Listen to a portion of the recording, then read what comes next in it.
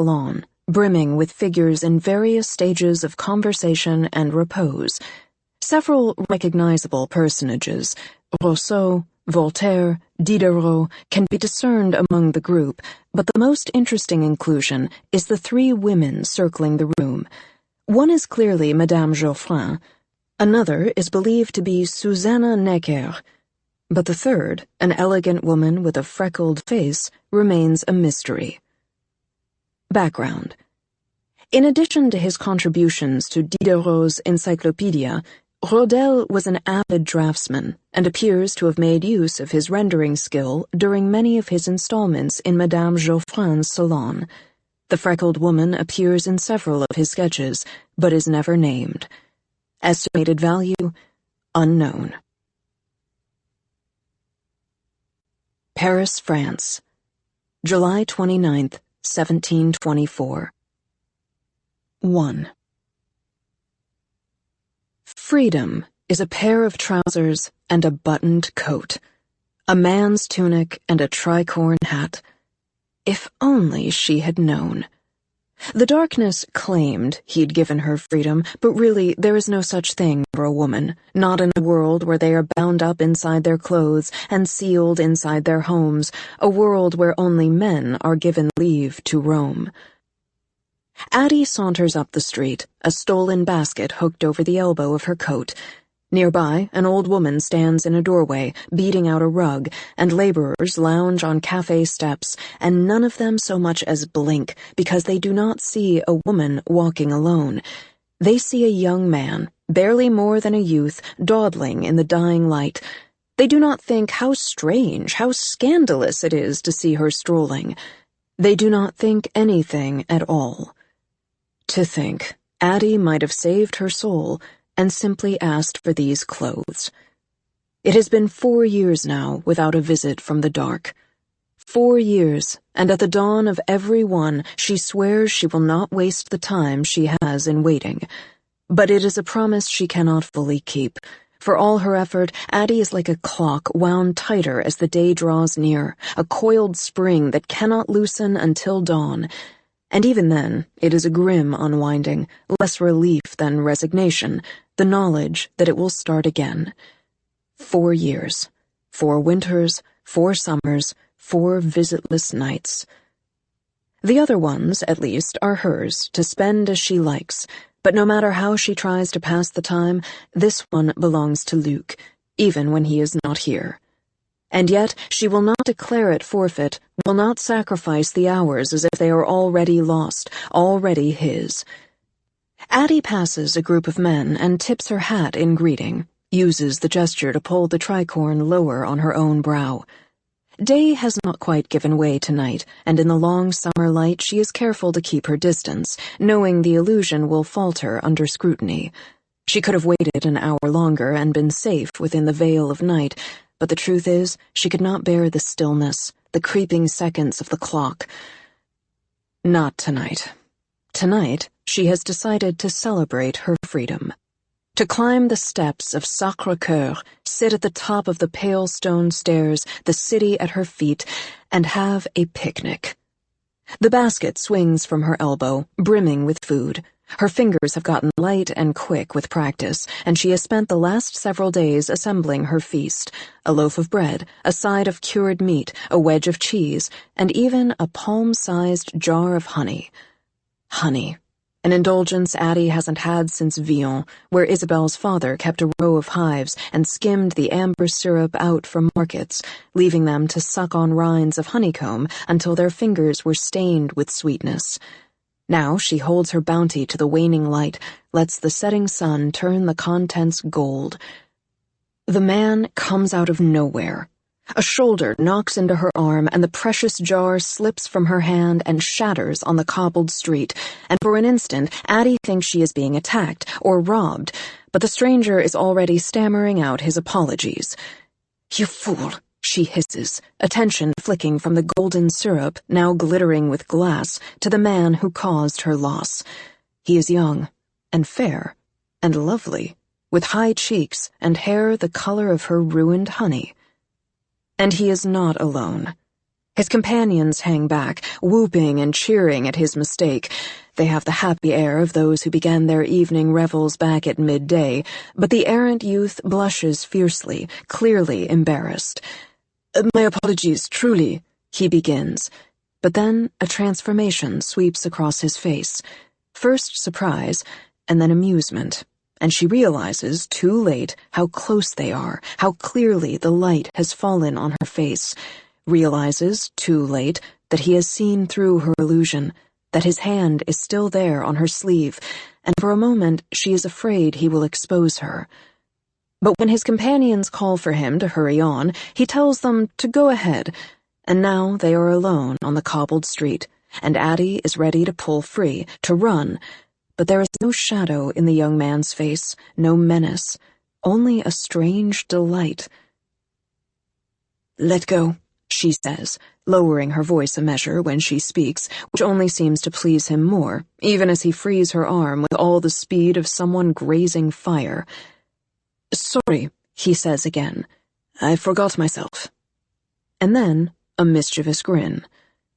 "It seems you have too." "Not at all," she says, fingers drifting toward the short blade she's kept inside her basket. "I have misplaced myself on purpose." The smile widens then, and he drops his gaze and sees the ruined honey on the ground and shakes his head.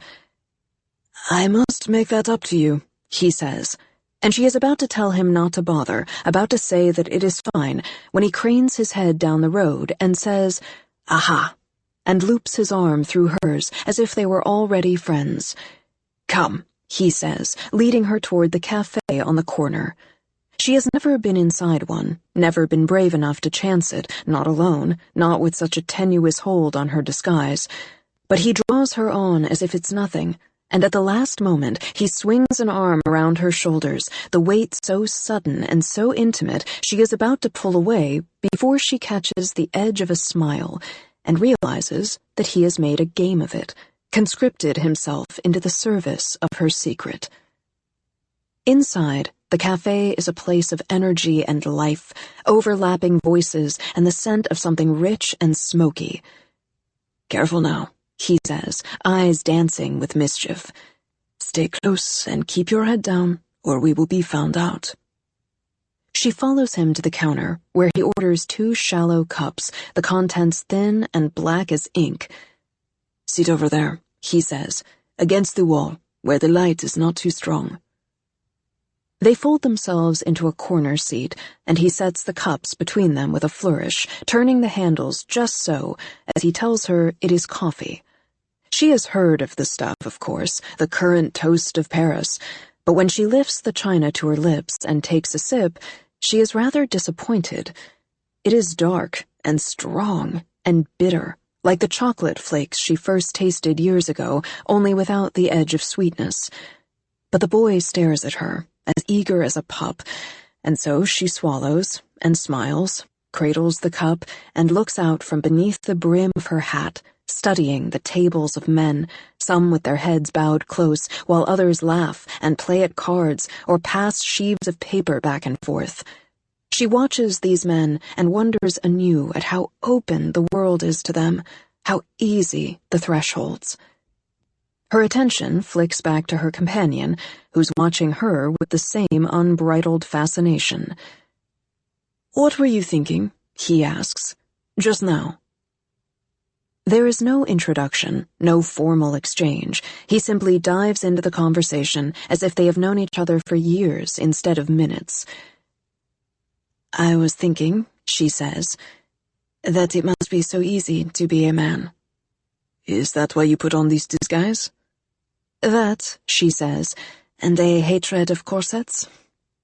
He laughs, the sound so open and easy, Addie finds a smile rising to her lips.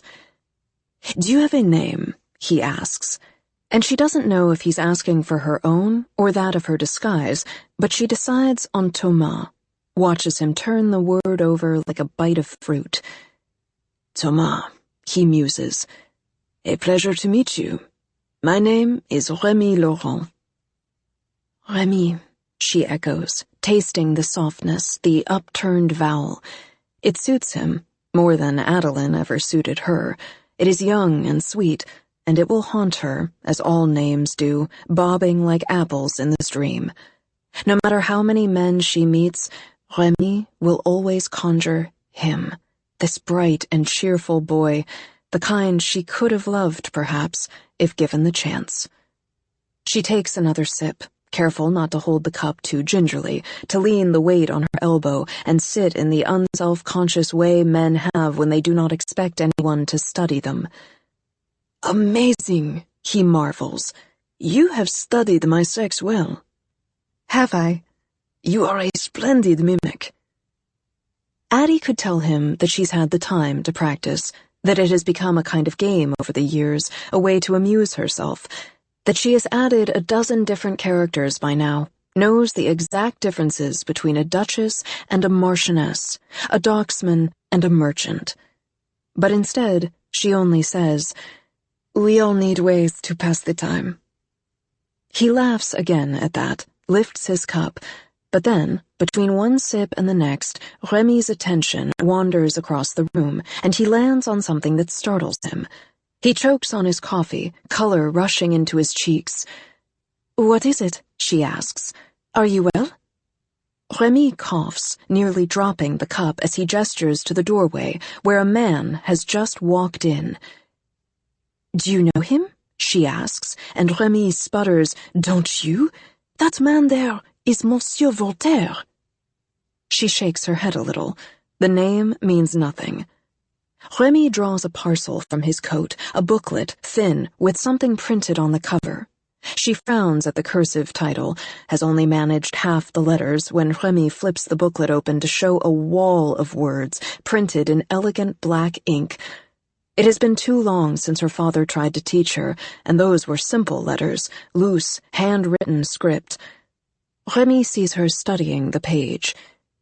"Can you read it?" "I know the letters," she admits, "but I haven't the learning to make much sense of them, and by the time I manage a line, I fear I've lost its meaning." Remy shakes his head. "It is a crime," he says, "that women are not taught the same as men. Why, a world without reading, I cannot fathom it. A whole long life without poems or plays or philosophers. Shakespeare, Socrates, to say nothing of Descartes." "Is that all?" she teases. "And Voltaire," he goes on. "Of course, Voltaire. And essays, and novels." She does not know the word. "A single long story," he explains. "Something of pure invention, filled with romance or comedy or adventure." She thinks of the fairy tales her father told her growing up, the stories Estelle spun of old gods. But this novel that Remy speaks of sounds like it encompasses so much more. She runs her fingers over the page of the proffered booklet, but her attention is on Remy, and his, for the moment, is on Voltaire. "Are you going to introduce yourself?" Remy's gaze snaps back, horrified. No, not tonight. It is better this way. Think of the story." He sits back in his seat, glowing with joy. "See, this is what I love about Paris." "You are not from here, then?" "Is anyone?" He has come back to her now. "No, I'm from Rennes, a printer's family. But I am the youngest son, and my father made the grave mistake of sending me away to school, and the more I read, the more I thought, and the more I thought, the more I knew I had to be in Paris." "Your family didn't mind?" "Of course they did, but I had to come. This is where the thinkers are. This is where the dreamers live. This is the heart of the world and the head, and it is changing." His eyes dance with light. "Life is so brief. And every night in Rennes, I'd go to bed and lie awake and think, there is another day behind me, and who knows how few ahead." It is the same fear that forced her into the woods that night, the same need that drove her to her fate. "So, here I am," he says brightly. "I would not be anywhere else. Isn't it marvelous?" Addie thinks of the stained glass and the locked doors, the gardens and the gates around them. "It can be," she says. "Ah, you think me an idealist." Addie lifts the coffee to her lips. "I think it comes more easily to men." "It does," he admits, before nodding at her attire. "And yet," he says with an impish grin, "you strike me as someone not easily restrained. Aut viam inveniam aut faciam, and so on." She does not know Latin yet, and he does not offer a translation, but a decade from now she will look up the words and learn their meaning. To find a way or make your own. And she will smile then, a ghost of the smile he has managed to win from her tonight. He blushes. "I must be boring you." "Not at all," she says. "Tell me, does it pay to be a thinker?" Laughter bubbles out of him. "No, not very well, but I am still my father's son." He holds out his hands, palms up, and she notices the echo of ink along the lines of his palms, staining the whorls of his fingers, the way charcoal used to stain her own. "It is good work," he says. But under his words, a softer sound, the rumble of his stomach. Addie had almost forgotten the shattered jar, the ruined honey, but the rest of the feast sits waiting at her feet.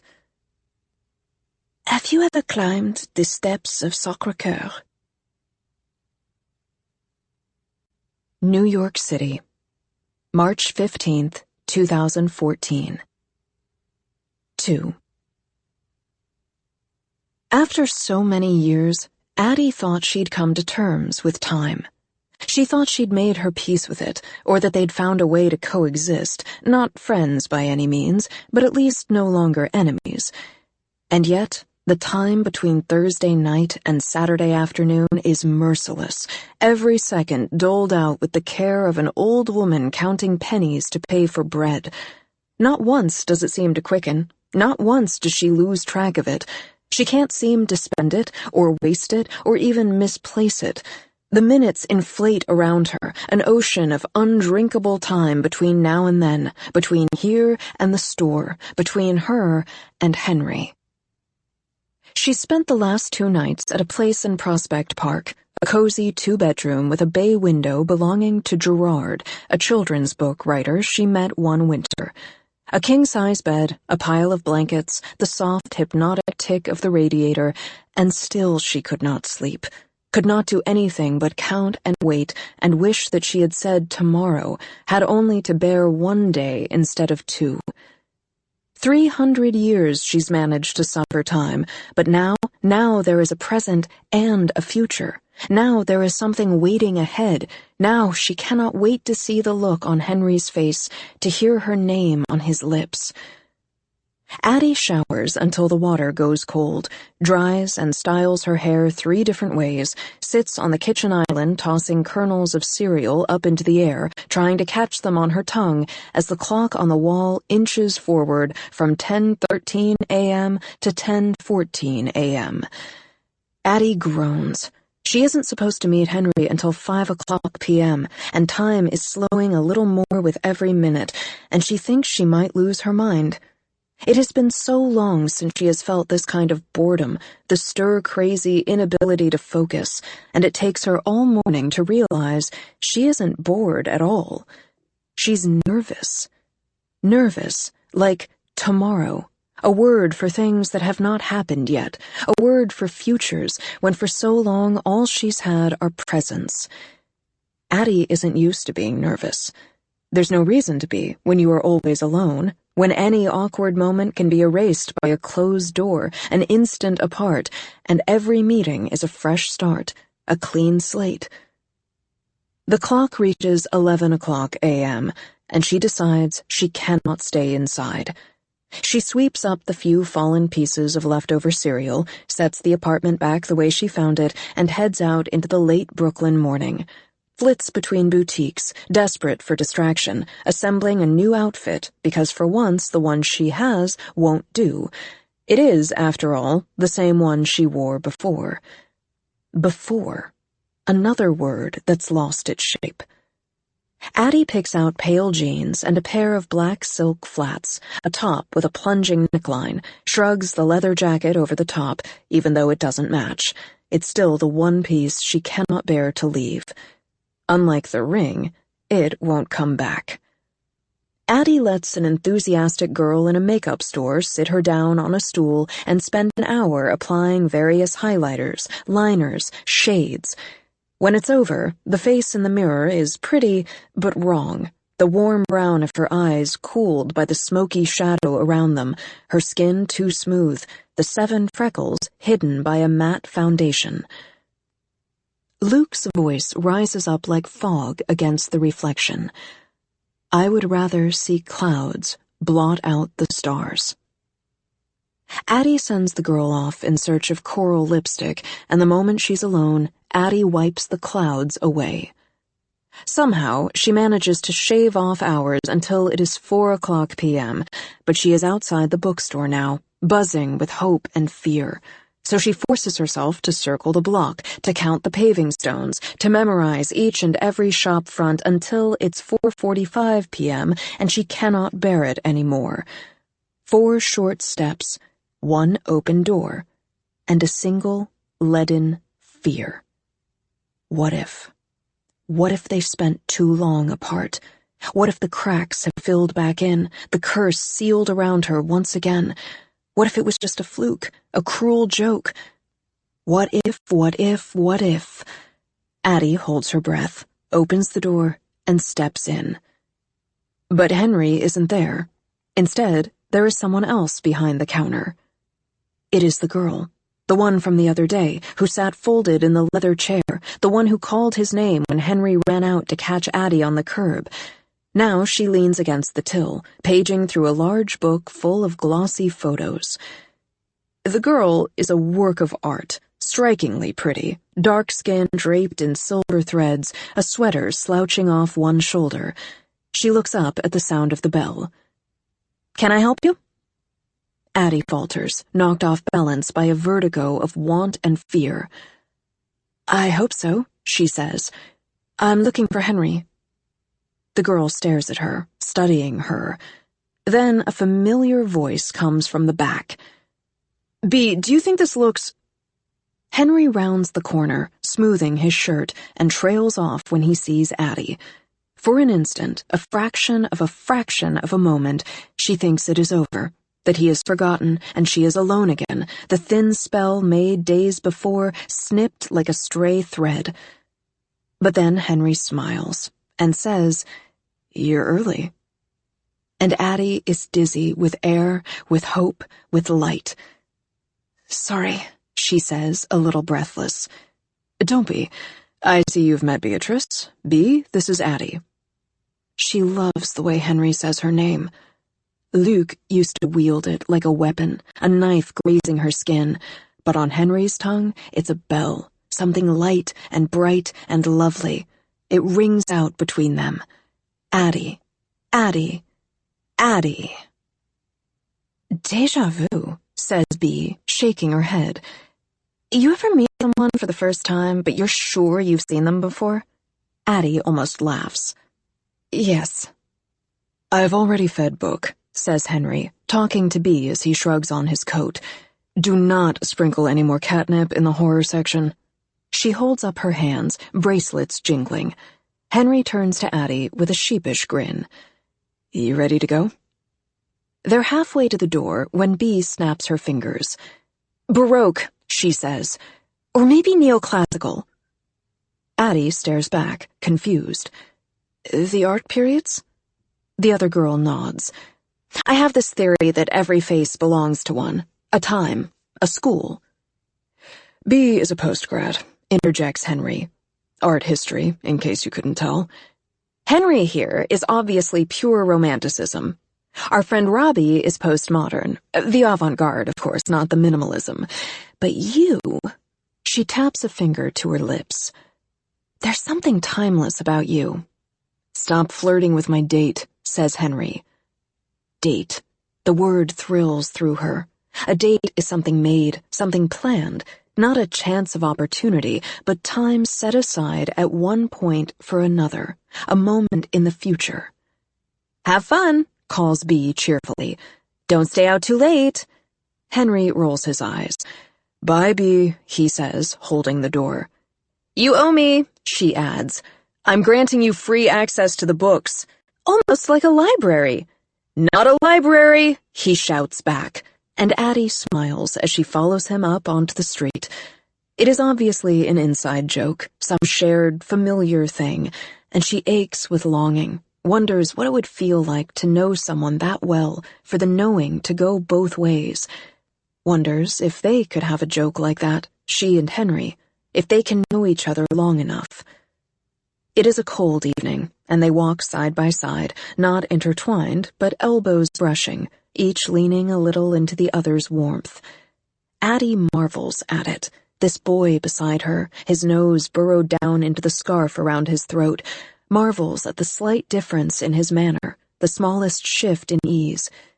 Days ago, she was a stranger to him, and now she is not, and he is learning her at the same rate she is learning him, and it is still the beginning, it is still so new, but they have moved one step along the road between unknown and familiar, a step she has never been allowed to take with anyone but Luke. And yet, here she is with this boy. "Who are you?" she thinks, as Henry's glasses fog with steam. He catches her looking and winks. "Where are we going?" she asks when they reach the subway, and Henry looks at her and smiles, a shy, lopsided grin. "It's a surprise," he answers as they descend the steps. They take the G train to Greenpoint, backtrack half a block to a nondescript storefront, a wash and fold sign in the window. Henry holds the door, and Addie steps through. She looks around at the washing machines, the white noise hum of the rinse cycle, the shudder of the spin. "It's a laundromat," she says, but Henry's eyes go bright with mischief. "It's a speakeasy."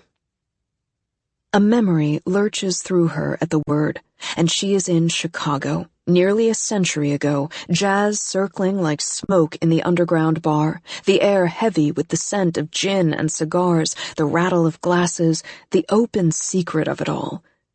They sit beneath a stained glass window of an angel lifting his cup, and champagne breaks across her tongue, and the darkness smiles against her skin and draws her onto a floor to dance, and it is the beginning and the end of everything. Addie shudders, drawing herself back. Henry is holding open the door at the back of the laundromat, and she braces herself for a darkened room, a forced retreat into the past. But she's met instead by the neon lights and electronic chime of an arcade game. Pinball, to be precise. The machines line the walls, crammed side by side to make room for the tables and stools, the wooden bar. Addie stares around, bemused. It is not a speakeasy at all, not in the strictest sense. It is simply one thing hidden behind another, a palimpsest in reverse.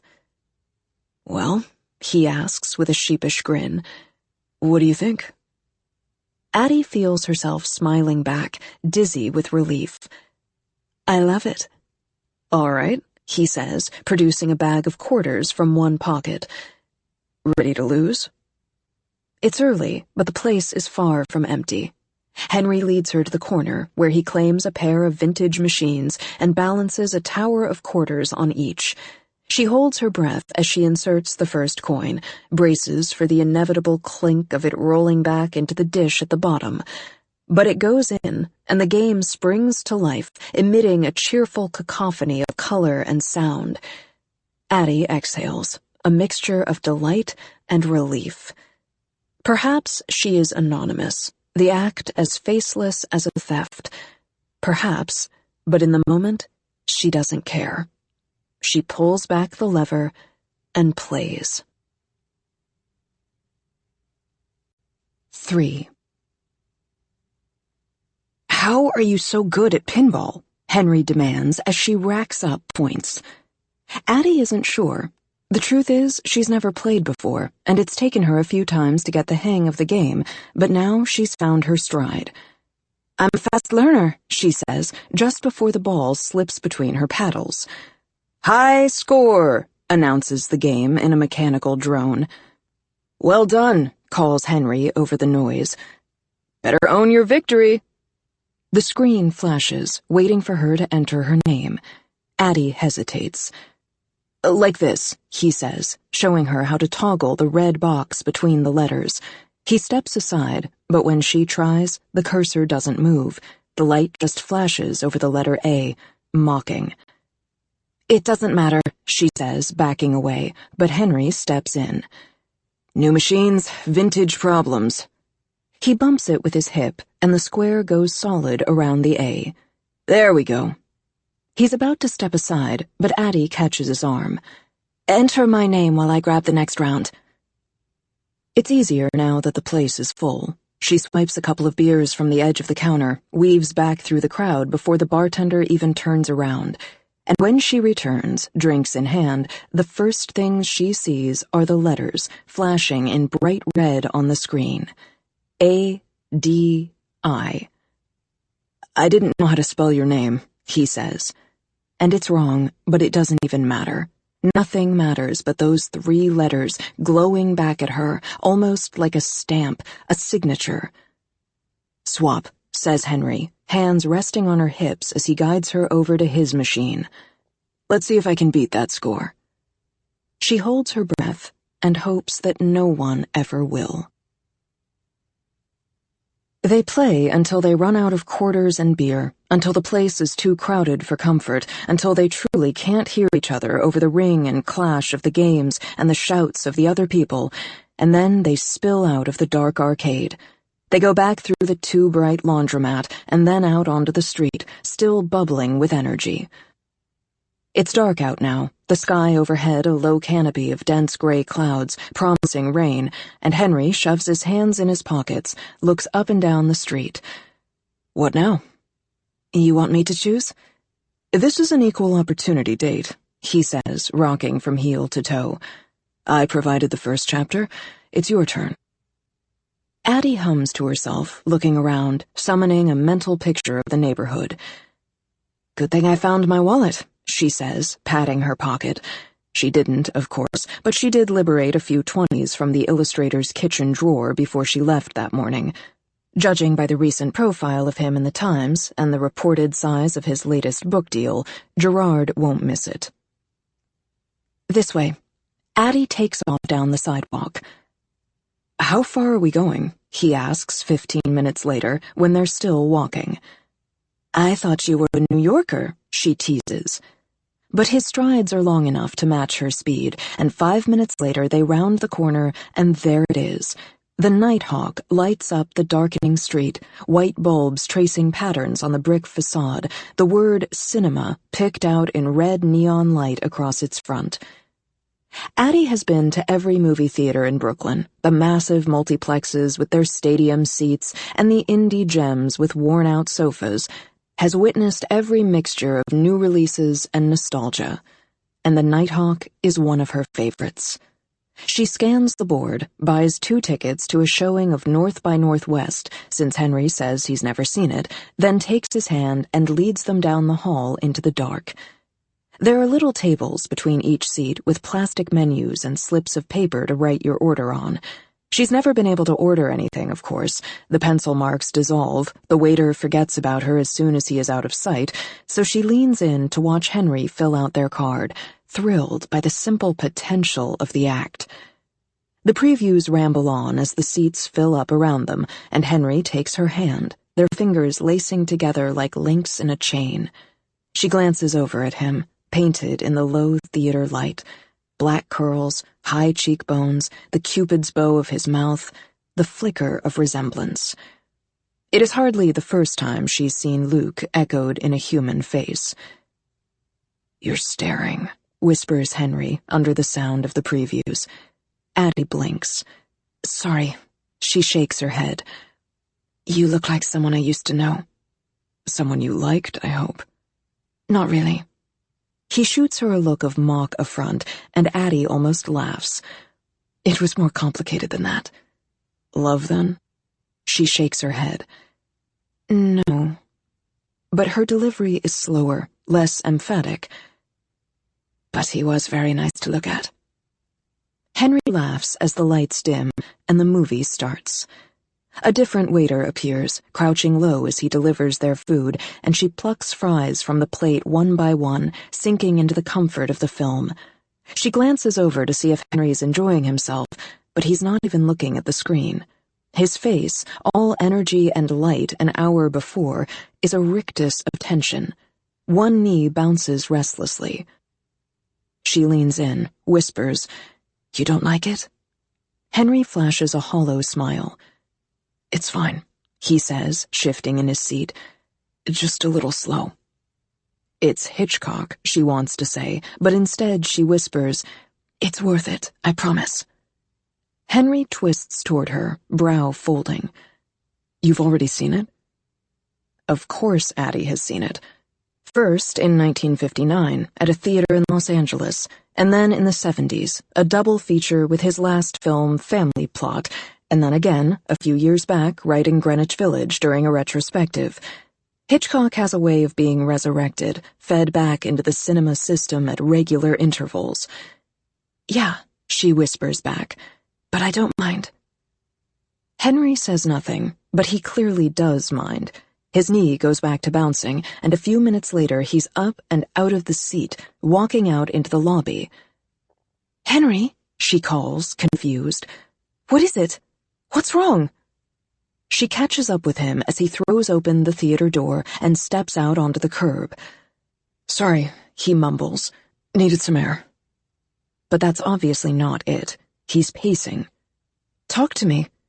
His steps slow. "I just wish you'd told me." "Told you what?" "That you'd already seen it." "But you hadn't," she says. "And I didn't mind seeing it again. I like seeing things again." "I don't," he snaps, and then deflates. "I'm sorry." He shakes his head. "I'm sorry, this isn't your problem." He runs his hands through his hair. He shakes his head and turns to look at her, green eyes glassy in the dark. "Do you ever feel like you're running out of time?" Addie blinks, and it is 300 years ago, and she is back on her knees on the forest floor, hands driving down into the mossy earth as the church bells ring behind her. "I don't mean in that normal time flies way," Henry's saying. "I mean feeling like it's surging by so fast, and you try to reach out and grab it, you try to hold on, but it just keeps rushing away, and every second there's a little less time, and a little less air, and sometimes when I'm sitting still, I start to think about it, and when I think about it, I can't breathe. I have to get up. I have to move." He has his arms wrapped around himself, fingers digging into his ribs. It's been a long time since Addie felt that kind of urgency, but she remembers it well, remembers the fear, so heavy she thought it might crush her. "Blink, and half your life is gone. I do not want to die as I've lived, born and buried in the same 10-meter plot." Addie reaches out and grabs his arm. "Come on," she says, pulling him down the street. "Let's go." "Where?" he asks, and her hand drops to his and holds on tight. "To find you something new." Paris, France, July 29th, 1724. 4. Rémi Laurent is laughter bottled into skin. It spills out of him at every turn. As they walk together through Montmartre, he tips the brow of Addie's hat, plucks at her collar, slings his arm around her shoulders, and inclines his head as if to whisper some salacious secret. Rémi delights in being part of her charade, and she delights in having someone to share it with. "Thomas, you fool!" he jeers loudly when they pass a huddle of men. "Thomas, you scoundrel!" he calls out as they pass a pair of women, girls really, though wrapped in rouge and tattered lace, at the mouth of an alley. They too take up the call. "Thomas!" they echo, teasing and sweet. Come be our scoundrel, Thomas. Thomas, come have some fun. They climb the vaulting steps of the Sacré-Cœur, are nearly to the top, when Remy stops and spreads his coat on the steps, gesturing for her to sit. They divide the food between them, and as they eat, she studies her strange companion. Remy is Luc's opposite in every way. His hair is a crown of burnished gold, his eyes a summer blue, but more than that, it's in his manner, his easy smile, his open laugh, the vibrant energy of youth. If one is the thrilling darkness, the other is midday radiance, and if the boy is not quite as handsome, well, that is only because he is human. He is real. Remy sees her staring and laughs. Are you making a study of me for your art? I must say you have mastered the posture and manners of a Paris youth. She looks down, realizes she is sitting with one knee drawn up, her arm hooked lazily around her leg. But, adds Remy, I fear you are too pretty, even in the dark. He has moved closer, his hand finding hers. What is your real name? He asks, and how she wishes she could tell him. She tries, thinking maybe just this once the sounds will make it over her tongue. But her voice catches after the A, so instead she changes course and says, Anna. Anna, Remy echoes, tucking a stray lock behind her ear. It suits you. She will use 100 names over the years, and countless times she will hear those words until she begins to wonder at the importance of a name at all. The very idea will begin to lose its meaning, the way a word does when said too many times, breaking down into useless sounds and syllables. She will use the tired phrase as proof that a name does not really matter, even as she longs to say and hear her own. Tell me, Anna, says Remy now. Who are you?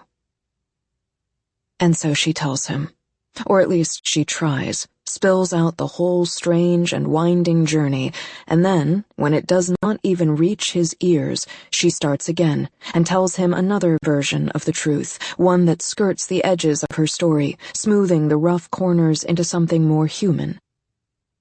Anna's story is a pale shadow of Adeline's. A girl running away from a woman's life, she leaves behind everything she has ever known and escapes to the city, disowned, alone, but free. Unbelievable, he says. You simply left? I had to, she says, and it is not a lie. Admit it, you think me mad. Indeed, says Remy with a playful grin. The maddest, and the most incredible. What courage! It did not feel like courage, Addie says, plucking at the rind of bread. It felt as if I had no choice, as if... The words lodge in her throat, but she isn't sure if it's the curse or simply the memory. It felt as if I'd die there. Remy nods thoughtfully. Small places make for small lives, and some people are fine with that. They like knowing where to put their feet. But if you only walk in other people's steps, you cannot make your own way. You cannot leave a mark. Addie's throat tightens. Do you think a life has any value if one doesn't leave some mark upon the world? Remy's expression sobers, and he must read the sadness in her voice, because he says, I think there are many ways to matter. He plucks the book from his pocket. These are the words of a man, Voltaire, but they are also the hands that set the type, the ink that made it readable, the tree that made the paper. All of them matter, though credit goes only to the name on the cover.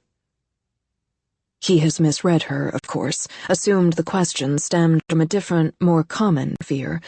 Still, his words hold weight, though it will be years before Addie discovers just how much. They fall to silence then, the quiet weighted with their thoughts. The summer heat has broken, given way to a breezy comfort with the thickest part of night. The hour settles on them like a sheet. It is late, he says.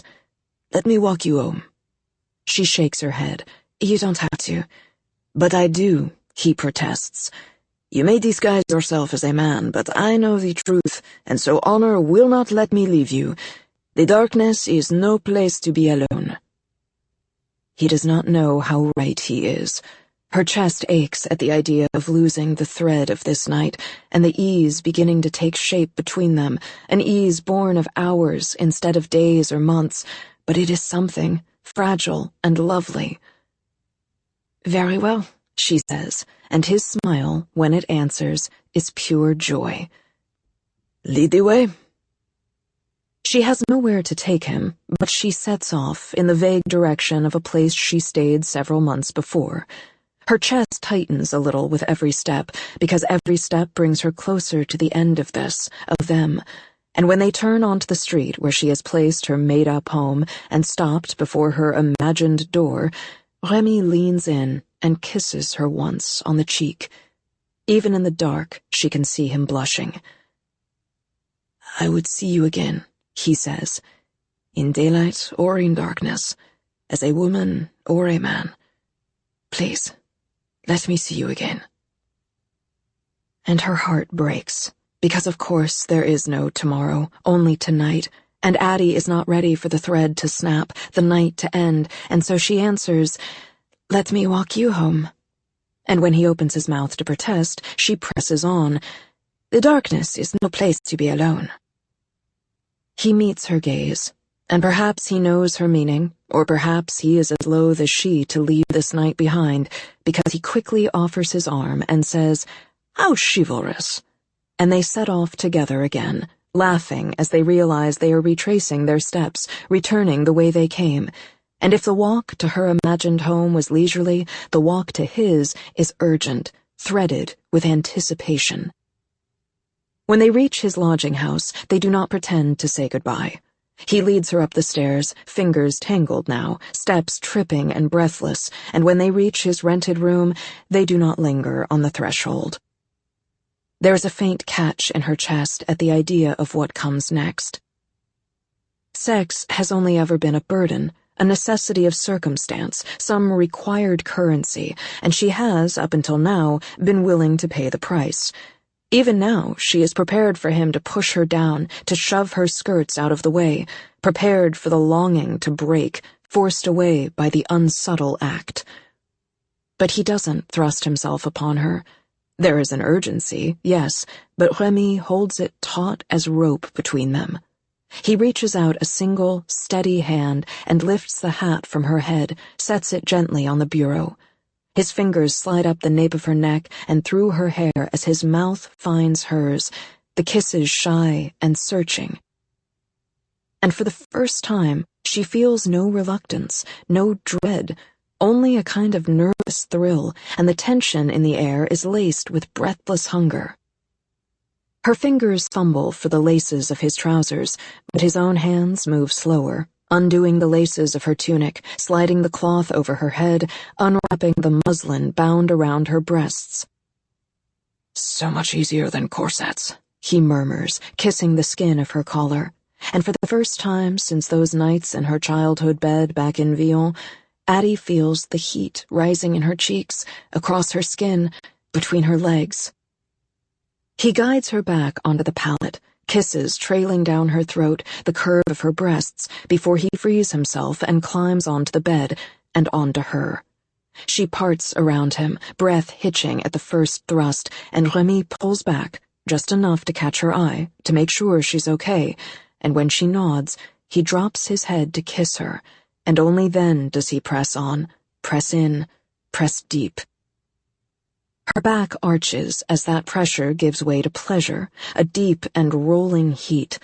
Their bodies press and move together, and she wishes she could erase those other men, those other nights, their stale breath and awkward bulk, the dull thrusts that ended in a sudden, abrupt spasm before they pulled out, pulled away. To them, wet was wet and warm was warm, and she was nothing but a vessel for their pleasure. She cannot erase the memory of those other nights, so she decides to become a palimpsest, to let Remy write over the other lines. This is how it should have been. The name Remy whispers in her hair is not hers, but it doesn't matter.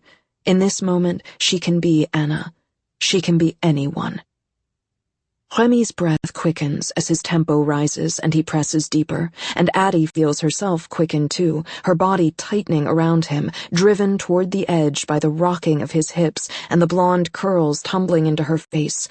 She coils tighter and tighter, and then she comes undone, and a few moments later, so does he. Remy collapses down beside her, but he doesn't roll away. He reaches out and sweeps a lock of hair from her cheek and kisses her temple and laughs, little more than a smile given sound, but it warms her all the way through. He falls back against the pillow, and sleep comes over them, his leaden in the aftermath of pleasure, and hers light, dozing but dreamless. Addie no longer dreams. She hasn't, in truth, since that night in the woods, or if she has, it is the one thing she never remembers. Perhaps there is no space inside her head, full as it is of memories. Perhaps it is yet another facet of her curse, to live only as she does. Or perhaps it is in some strange sense a mercy, for how many would be nightmares? But she stays, happy and warm beside him, and for a few hours she almost forgets. Remy has rolled away from her in sleep, exposing the lean breadth of his back, and she rests her hand between his shoulder blades and feels him breathing, traces her fingers down the slope of his spine, studying his edges the way he'd studied hers in the midst of passion. Her touch is feather-light, but after a moment he stirs, and shifts, and rolls to face her. For a brief moment, his face is wide and open and warm, the face that leaned toward hers in the street and smiled through shared secrets in the cafe and laughed as he walked her first to her home and then to his. But in the time it takes for him to fully wake, that face slides away, and all the knowing with it. A shadow sweeps across those warm blue eyes, that welcome mouth. He jerks a little, rises on one elbow, flustered by the sight of this stranger in his bed. Because, of course, she is a stranger now. For the first time since they met the night before, he frowns, stammers a greeting, the words too formal, stiff with embarrassment, and Addie's heart breaks a little. He is trying to be kind, but she cannot bear it, so she gets up and dresses as fast as she can, a gross reversal of the time he took to strip the clothes away. She does not bother with the laces or the buckles, does not turn toward him again, not until she feels the warmth of his hand on her shoulder, the touch almost gentle, and thinks, desperately, wildly, that maybe there is a way to salvage this. She turns, hoping to meet his eyes, only to find him looking down, away, as he presses 3 coins into her hand. And everything goes cold. Payment. It will be many years before she can read Greek, many more before she hears the myth of Sisyphus, but when she does, she will nod in understanding, palms aching from the weight of pushing stones uphill, heart heavy from the weight of watching them roll down again. In this moment, there is no myth for company, only this beautiful boy with his back to her. Only Remy, who makes no move to follow when she hurries to the door. Something catches her eye, a bundle of paper askew on the floor, the booklet from the cafe, the latest of Voltaire. Addie doesn't know what drives her to take it. Perhaps she simply wants a token of their night, something more than the dreaded copper in her palm. But one moment the book is on the ground, cast off among the clothes, and the next it is pressed to her front with the rest of her things. Her hands have gotten light, after all, and even if the theft was clumsy, Remy would not have noticed, sitting there on the bed, his attention fixed anywhere but her. New York City, March 15th, 2014. 5. Addie leads Henry down the street and around the corner to a nondescript steel door plastered with old posters. A man loiters next to it, chain-smoking and scrolling through pictures on his phone. "Jupiter," she says, unprompted, and the man straightens and pushes open the door, exposing a narrow platform and a set of stairs that drops down out of sight. "Welcome to the fourth rail." Henry shoots her a wary look, but Addie grabs his hand and pulls him through. He twists, looking back as the door swings shut. "There is no fourth rail," he says, and Addie flashes him a grin. "Exactly." This is what she loves about a city like New York. It is so full of hidden chambers, infinite doors leading into infinite rooms, and if you have the time, you can find so many of them. Some she's found by accident, others in the course of this or that adventure. She keeps them tucked away, like slips of paper between the pages of her book. One stairwell leads to another, the second wider, made of stone. The ceiling arches overhead, plaster giving way to rock, and then tile, the tunnel lit only by a series of electric lanterns, but they're spaced far enough apart that they do little to actually break the dark.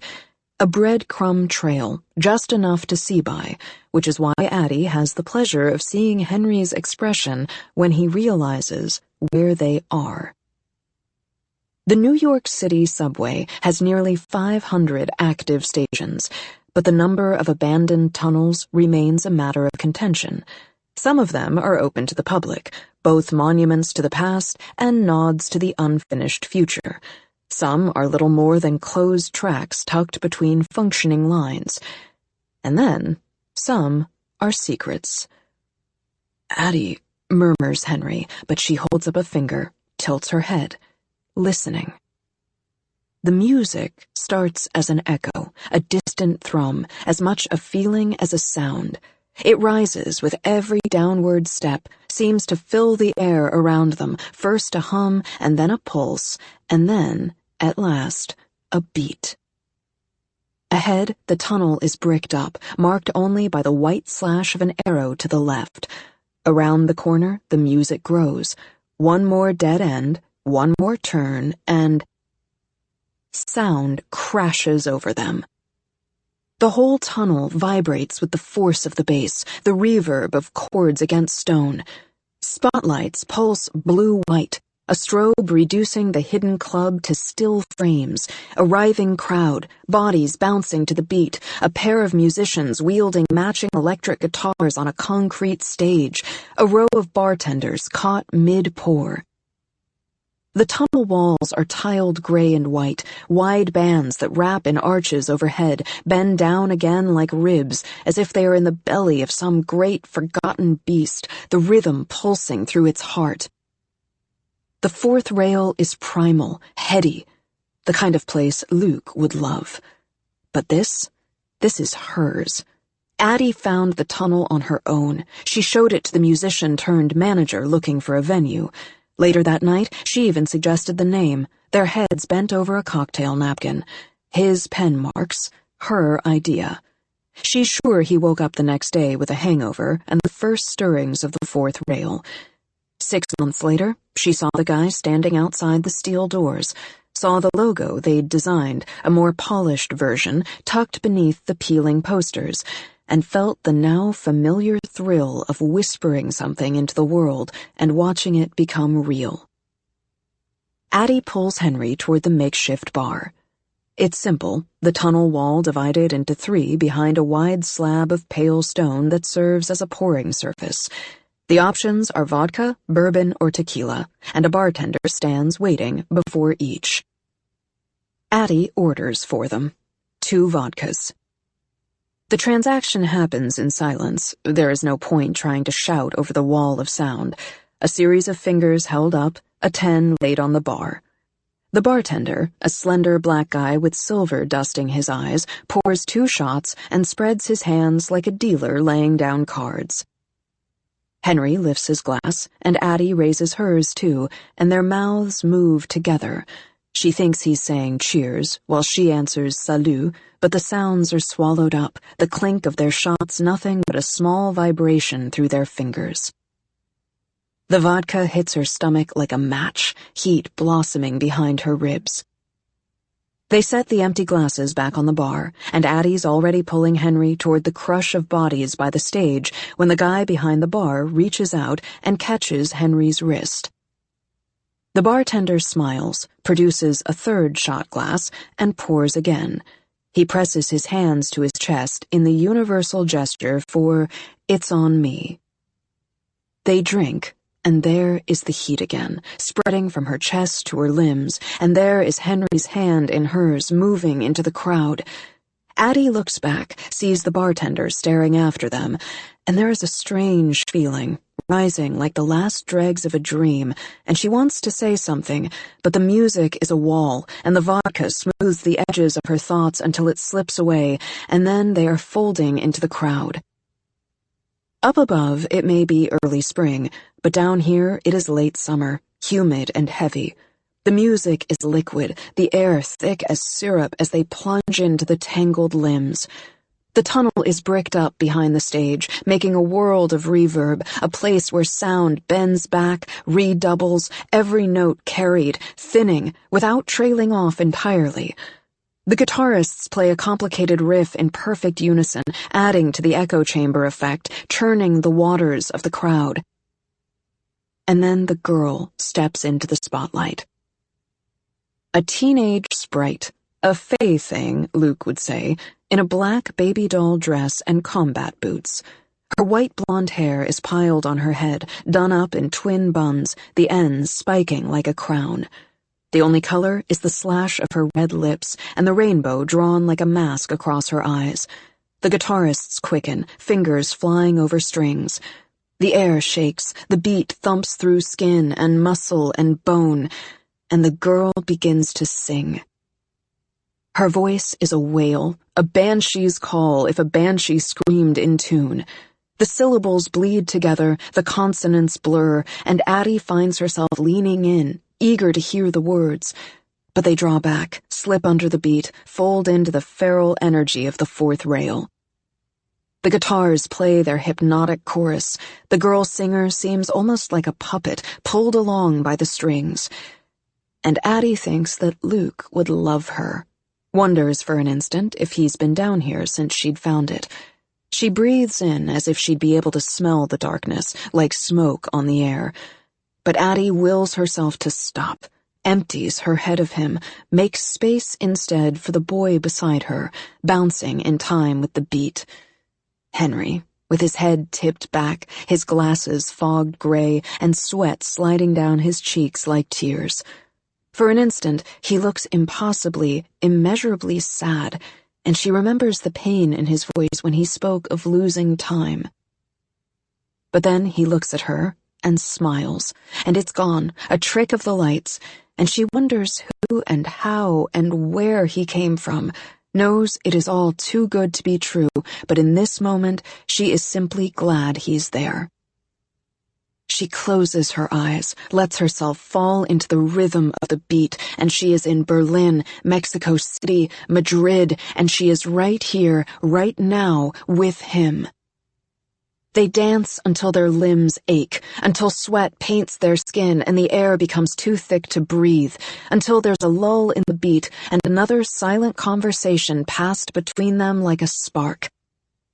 Until he draws her back toward the bar and the tunnel, back the way they came, but the flow of traffic is a one-way street, the stairs and the steel door only lead in. Until she cocks her head the other way, to a dark arch set in the tunnel wall near the stage, leads him up the narrow stairs, the music fading a little more with every upward step, ears buzzing with the white noise left in its wake, until they spill out into the cool March night, filling their lungs with fresh air. And the first clear sound Addie hears is his laughter. Henry turns toward her, eyes bright, cheeks flushed, intoxicated in a way that has less to do with the vodka than with the power of the fourth rail. He is still laughing when the storm starts. A crack of thunder, and seconds later the rain comes down. Not a drizzle, not even the sparse warning drops that soon give way to a steady rain, but the sudden sheet fall of a downpour. The kind of rain that hits you like a wall, soaks you through in seconds. Addie gasps at the sudden shock of cold. They are 10 feet from the nearest awning, but neither of them runs for cover. She smiles up into the rain, lets the water kiss her skin. Henry looks at her, and Addie looks back, and then he spreads his arms as if to welcome the storm, his chest heaving. Water clings to his black lashes, slides down his face, rinsing the club from his clothes, and Addie realizes suddenly that despite the moments of resemblance, Luke never once looked like this. Young, human, alive. She pulls Henry toward her, relishes the press of his body, warm against the cold. She runs her hand through his hair, and for the first time it stays back, exposing the sharp lines of his face, the hungry hollows of his jaw, his eyes, a brighter shade of green than she has seen them yet. Addie, he breathes, and the sound sends sparks across her skin, and when he kisses her, he tastes like salt and summer. But it feels too much like a punctuation mark, and she isn't ready for the night to end, so she kisses him back, deeper, turns the period into a question, into an answer. And then they are running, not for shelter, but the train. They stumble into his apartment, wet clothes clinging to their skin. They are a tangle of limbs in the hallway, unable to get close enough. She pulls the glasses from his face, tosses them onto a nearby chair, shrugs out of her coat, the leather sticking to her skin.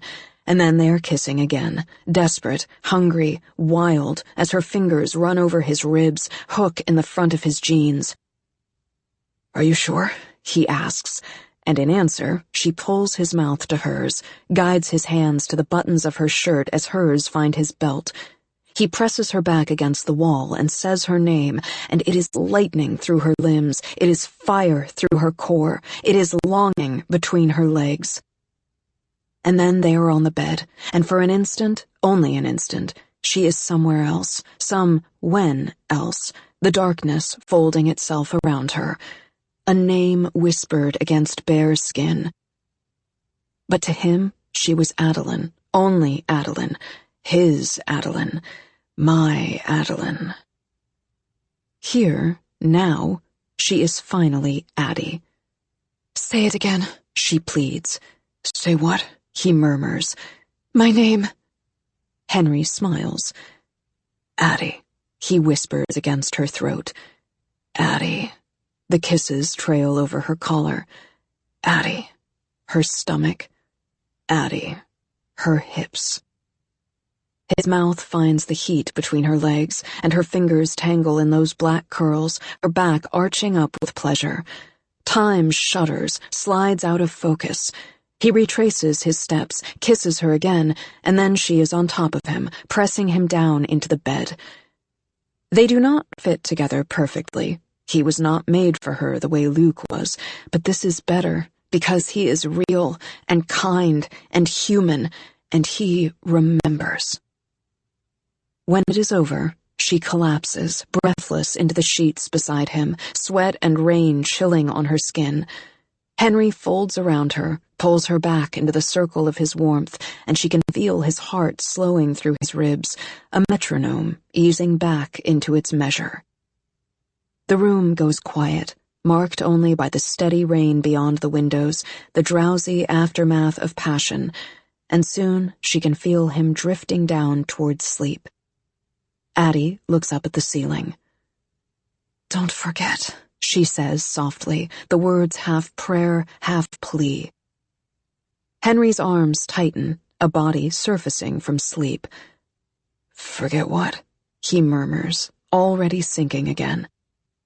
And Addie waits for his breath to steady before she whispers the word to the dark.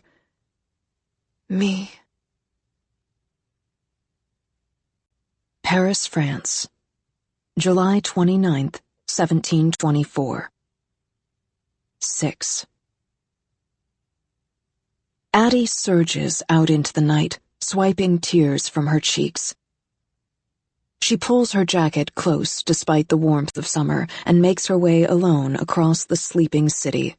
She is not heading toward the hovel she's called home this season. She is simply moving forward because she cannot bear the idea of standing still. So Addie walks. And at some point, she realizes she is no longer alone. There is a change in the air, a subtle breeze, carrying the leafy scent of country woods, and then he is there, falling in step beside her, stride for stride, an elegant shadow, dressed in the height of Paris fashion, collar and cuff trimmed in silk. Only his black curls billow around his face, feral and free. "Adeline, Adeline," he says, his voice laced with pleasure, and she is back in the bed, Remy's voice saying "Anna, Anna" into her hair. It has been 4 years without a visit. 4 years of holding her breath, and though she will never admit it, the sight of him is like coming up for air. A terrible, chest-opening relief.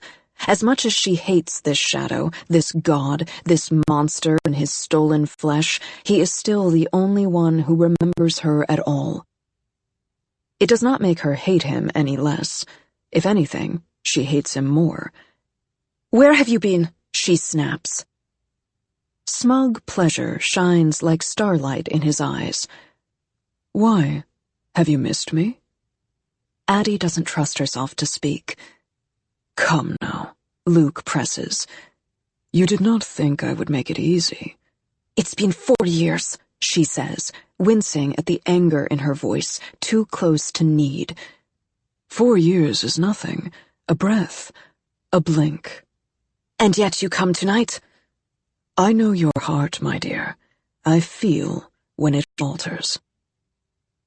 Remy's fingers folding hers over the coins, the sudden weight of sadness, and the darkness, drawn to pain like a wolf to blood. Luke looks down at her trousers, pinned below the knee, the man's tunic open at the throat. "I must say," he says, "I preferred you in red." Her heart catches at the mention of that night 4 years before, the first time he did not come. He savors the sight of her surprise. "You saw," she says. "I am the night itself. I see everything." He steps closer, carrying the scent of summer storms, the kiss of forest leaves. "But that was a lovely dress you wore on my behalf." Shame slides like a flush beneath her skin, followed by the heat of anger at the knowledge that he was watching, had watched her hope gutter with the candles on the sill, watched as she shattered, alone in the dark. She loathes him, wears that loathing like a coat, wraps it tight around her as she smiles. "You thought I would wither without your attention, but I have not." The darkness hums. "It has only been 4 years," he muses. "Perhaps next time I will wait longer. Or perhaps—" His hand grazes her chin, tipping her face to meet his. "I will abandon these visits and leave you to wander the earth until it ends." It is a chilling thought, though she does not let him see it. "If you did that," she says evenly, "you would never have my soul." He shrugs. "I have 1,000 others waiting to be reaped, and you are only one." He is closer now, too close, his thumb tracing up her jaw, fingers sliding along the back of her neck. "It would be so easy to forget you. Everyone else already has." She tries to pull away, but his hand is stone, holding her fast. "I will be kind. It will be quick. Say yes now," he urges, "before I change my mind." For a terrible moment, she doesn't trust herself to answer. The weight of the coins in her palm is still too fresh, the pain of the night torn away, and victory dances like light in Luke's eyes. It is enough to force her to her senses. "No," she says, the word a snarl. And there it is, like a gift, a flash of anger on that perfect face. His hand falls away, the weight of him vanishing like smoke, and Addie is left alone once more in the dark. There is a point when the night breaks. When the darkness finally begins to weaken and lose its hold over the sky. It's slow, so slow she doesn't notice until the light is already creeping in, until the moon and stars have vanished and the weight of Luke's attention lifts from her shoulders. Addie climbs the steps of the Sacré-Cœur, sits at the top with the church at her back and Paris sprawling at her feet, and watches the 29th of July become the 30th, watches the sun rise over the city. She has almost forgotten the book she took from Rémi's floor. She has clutched it so tight her fingers ache. Now, in the watery morning light, she puzzles over the title, silently sounding out the words, La Place Royale. It is a novel, that new word, though she doesn't yet know it. Addie peels back the cover and tries to read the first page, manages only a line before the words crumble into letters and the letters blur, and she has to resist the urge to cast the cursed book away, to fling it down the steps. Instead, she closes her eyes and takes a deep breath and thinks of Rémi. Not his words, but the soft pleasure in his voice when he spoke of reading, the delight in his eyes, the joy, the hope. It will be a grueling journey, full of starts and stops and myriad frustrations. To decipher this first novel will take her almost a year spent laboring over every line, trying to make sense of a sentence, then a page, then a chapter.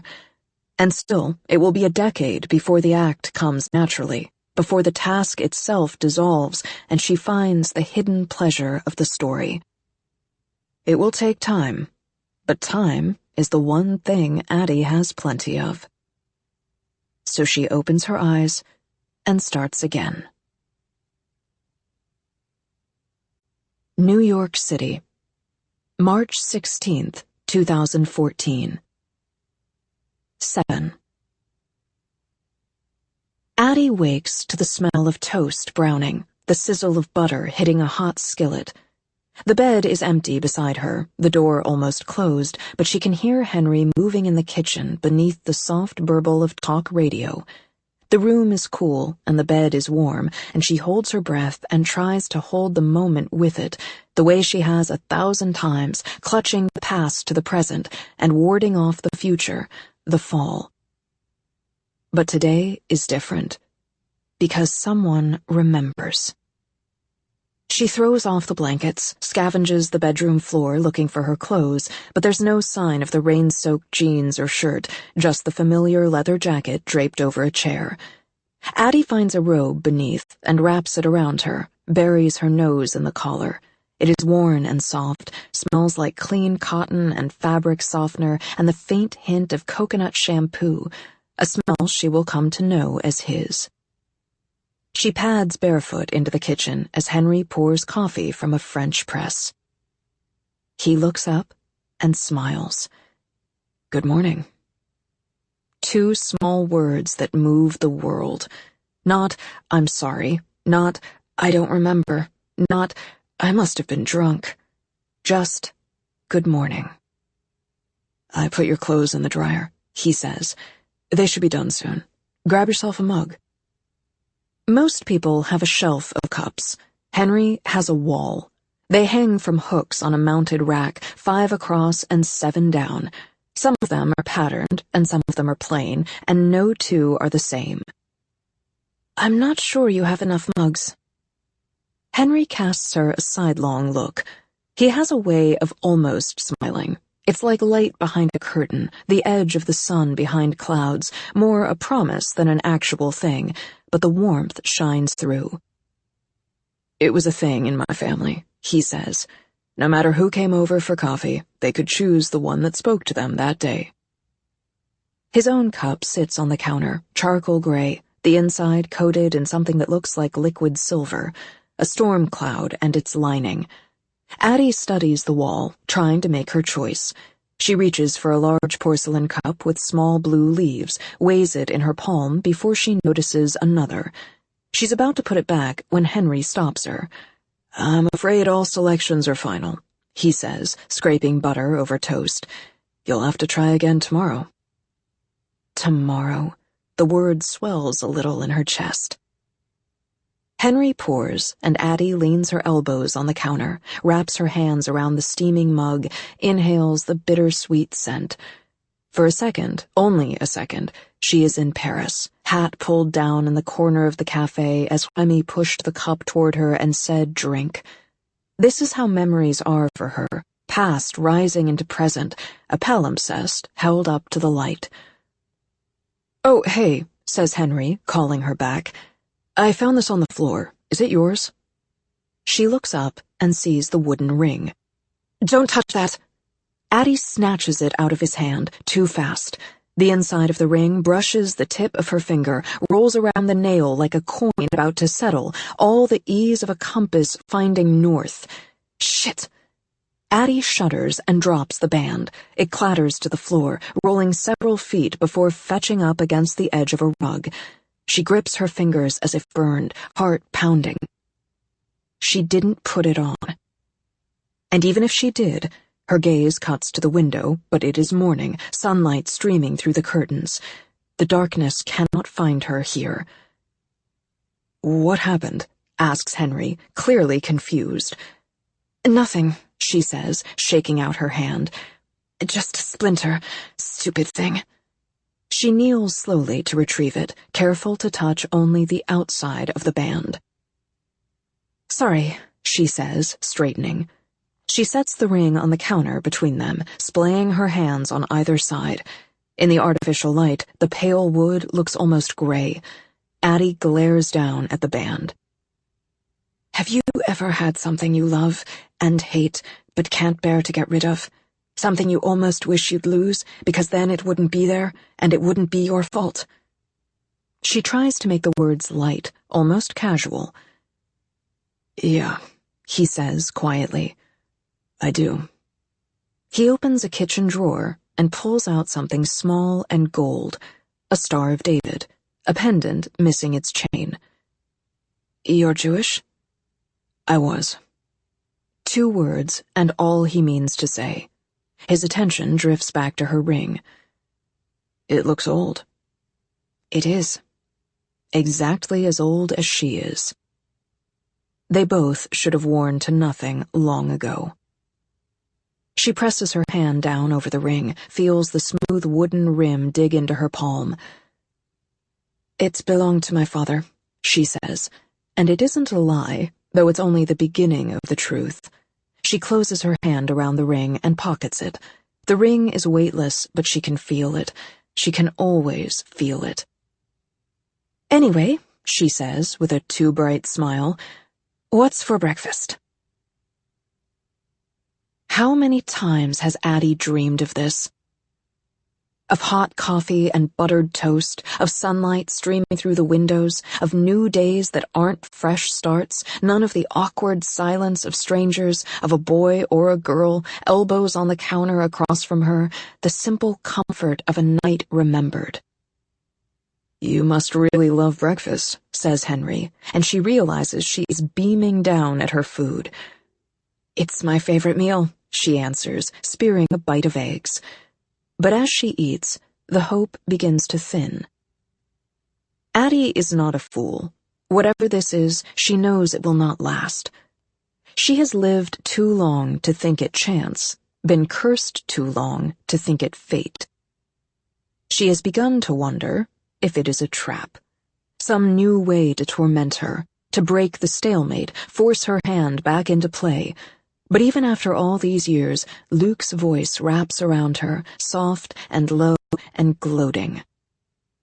"I am all you have, all you will ever have, the only one who will remember."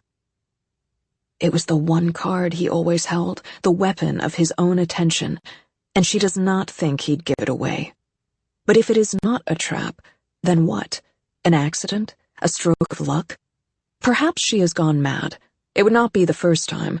Perhaps she is frozen up on Sam's roof and is trapped in a dream. Perhaps none of it is real. And yet, there is his hand on hers, There is the soft scent of him on the robe. There is the sound of her name drawing her back. "Where did you go?" he asks, and she spears another bite of food and holds it up between them. "If you could only eat one thing for the rest of your life," she says, "what would it be?"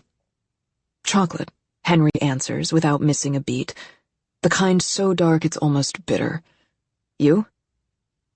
Addie ponders. "A life is a very long time." "Cheese," she answers soberly, and Henry nods, and his silence settles over them, less awkward than shy. Nervous laughter in between stolen glances, two strangers who are no longer strangers but know so little of each other. "If you could live somewhere with only one season," asks Henry, "what would it be?" "Spring," she says, "when everything is new." "Fall," he says, "when everything is fading." They have both chosen seams, those ragged lines where things are neither here nor there, but balanced on the brink. And Addie wonders, half to herself, would you rather feel nothing or everything? A shadow crosses Henry's face, and he falters, looks down at his unfinished food, and then to the clock on the wall. "Shit, I've got to get to the store." He straightens, dropping his plate in the sink. The last question goes unanswered. "I should go home," says Addie, rising too. "Get changed, do some work." There is no home, of course, no clothes, no job, but she is playing the part of a normal girl, a girl who gets to have a normal life, sleep with a boy, and wake up to good mornings instead of who are yous. Henry finishes his coffee in a single gulp. "How do you go about finding talent?" he asks, and Addie remembers she told him that she was a scout. "You keep your eyes open," she says, rounding the counter. But he catches her hand. "I want to see you again." "I want you to see me again," she echoes. "Still no phone?" She shakes her head, and he wraps his fingers for a moment, thinking. "There's a food truck rally in Prospect Park. Meet you there at 6? Addie smiles. "It's a date." She pulls the robe close. "Mind if I take a shower before I go?" Henry kisses her. "Of course. Just let yourself out." She smiles. "I will." Henry leaves, the front door swinging shut behind him, but for once the sound doesn't make her stomach drop. It's just a door, not a period, an ellipsis, a to be continued. She takes a long, hot shower, wraps her hair in a towel, and wanders through the apartment, noticing all the things she didn't see last night. Henry's apartment is just this side of messy, cluttered in the way so many New York places are, too little space to live and breathe. It's also littered with the remains of abandoned hobbies, a cabinet of oil paints, the brushes gone stale and stiff in a stained cup, notebooks and journals, most of them empty, a few blocks of wood and a whittling knife. Somewhere, in the faded space before her flawless memory, she hears her father humming, and moves on, moves away, slowing only when she reaches the cameras. A row of them stare down at her from a shelf, their lenses large and wide and black. Vintage, she thinks, though the word has never held much weight. She was there when cameras were hulking tripod beasts, the photographer hidden beneath a heavy drape. She was there for the invention of black and white film, and then color. There when still frames became videos, when analog became digital, and whole stories could be stored in the palm of a hand. She runs her fingers across the camera bodies like carapace shells, feels dust beneath her touch, but there are photographs everywhere. On the walls, propped on side tables, and sitting in the corner, waiting to be hung. There is one of Beatrice in an art gallery, a silhouette against the brightly lit space, one of Beatrice and Henry, tangled together, her gaze up and his head down, each caught in the beginning of a laugh. One of a boy that Addie guesses must be Robbie. Bea was right. He looks like he walked out of a party in Andy Warhol's loft. The crowd behind him is a blur of bodies, but Robbie is in focus, mid-laugh, purple glitter tracing his cheekbones, plumes of green along his nose, gold at his temples. Another photo in the hall. Here, the three of them sit on the sofa, Bea in the middle, Robbie's legs stretched across her lap, and Henry on the other side, chin resting lazily on his hand. And across the hall, it's opposite, a posed family portrait, stiff against the candids. Again, Henry sits on the edge of the sofa, but more upright, and this time placed beside two people who are clearly his brother and sister. The girl, a whirlwind of curls, eyes dancing behind a pair of cat-eye frames, the model of the mother resting a hand on her shoulder. The boy, older, sterner, an echo of the father behind the sofa. And the younger son, lean, wary, smiling the kind of smile that doesn't reach his eyes. Henry stares back at Addie from the photos he's in and the ones he clearly took. She can feel him, the artist in the frame. She could stay there, studying these pictures, trying to find the truth of him in them, the secret, the answer to the question going around and around in her head. But all she sees is someone sad, lost, searching. She turns her attention to the books.